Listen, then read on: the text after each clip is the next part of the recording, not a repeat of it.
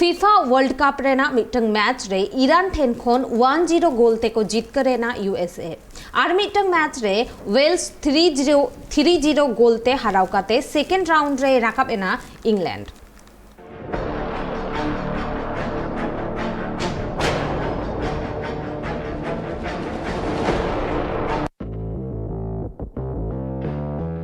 Qatar ना अल Thumama stadium रे खिलोड़ तुपुरे किन अड़गुलेना ईरान और USA no match USA 1-0 goal ते को जीत करन यूएसए वा बॉल पोसेशन ताहे कना 51% जहां रे ईरान 49%। नो ग्रुप कोन इंग्लैंड और यूएसए सेकेंड राउंड लगे किन क्वालिफाई ईरान और वेल्स विदय किन हटाव कदा नो टूर्नामेंट वेल्स बिलो रे खिलोड़ तुपुरे को अड़गुलेना इंग्लैंड और नो मैच इंग्लैंड 3-0 ते को जीत करन इंग्लैंड बॉल पोजीशन ताहे कना 65%, वेल्स 35%। नो मैच जीत कर का इंग्लैंड सेकेंड राउंड लगी को क्वालिफाई करना।